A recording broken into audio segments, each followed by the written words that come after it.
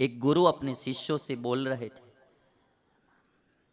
कि हमारी जो भारतीय संस्कृति है वो मूल्यवान है, इसका मूल्य कोई कम नहीं कर पाएगा।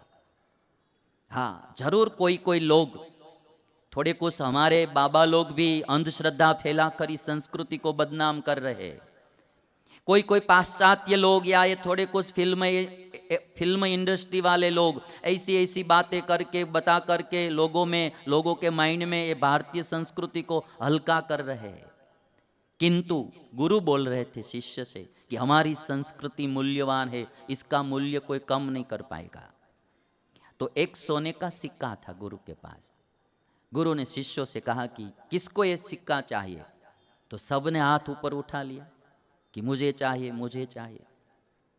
तो गुरु ने कहा, ये सिक्का हाथ में रखकर उस पर थूक दिया सिक्के पर। गुरु ने कहा कि अब किसको चाहिए?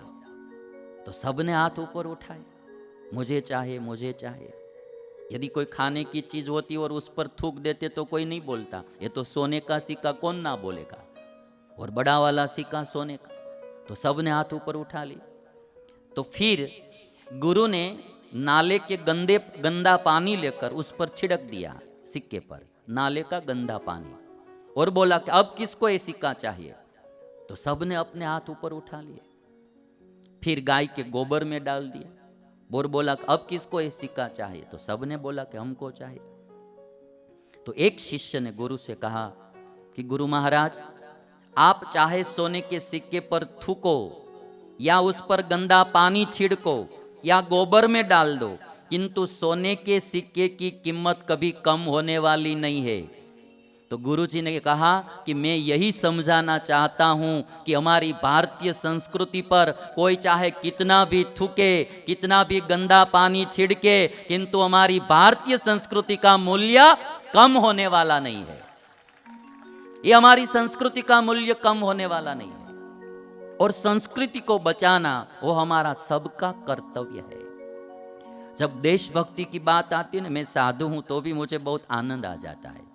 मेरा एक स्वप्न है कि हमारा भारत देश मूल्यवान है, हमारी संस्कृति मूल्यवान है। हम सब लोग मिलकर यदि देश के उत्थान के लिए काम करेंगे तो हमारा देश विश्व गुरु बनकर ही रहेगा। हमारे देश के पास सब कुछ है, यहाँ पर्वत है, नदियाँ है, खेती लायक जमीन यहाँ है। यहाँ आप देखेंगे तो कितनी भांति भांति का अनाज होता है, भांति भांति के फूल फल सब होता है। अमेरिका में जाएंगे तो आम का फल आपको एक ही प्रकार का मिलेगा, और यहाँ 500 प्रकार के तो आम के फल मिलते हैं आपको। इंडिया में फूल कितने प्रकार के मिलते हैं, यहाँ ताजा दूध मिलता है, खाने पीने की सब चीज यहाँ मिलती है। ये देश हमारा मूल्यवान है, खनिज तत्व भी बहुत है हमारे देश के पास, सब कुछ है। बस शासन करने वाला कोई अच्छा आदमी आ जाना चाहिए। पृथ्वी में सब कुछ है। भागवत में लिखा है कि पृथ्वी में जब पृथु राजा हुए और पृथु राजा ने शासन किया तो पृथ्वी में सब चीज पृथ्वी में से बाहर निकाली। कोई शासक अच्छा आ जाएगा देश का तो इस देश में से बहुत कुछ बाहर निकालकर हमारा देश का गौरव बढ़ाएगा। और हमारे गुजरात में एक डायरा का प्रोग्राम, भजन संध्या जैसे होती है, भजन गाते हैं तो एक उसको डायरा बोलते हैं। हमारे वहाँ एक मुस्लिम भाइयों का एक डायरा था और उसमें एक भाई जो हिंदुस्तानी गाना गा रहा है, तो मुझे हम रग रग में क्या है कि एक प्रकार का बल मिल जाता है। आप सुनिए कैसे गा रहा है वो। मेरे भारत जैसा कोई देश नहीं,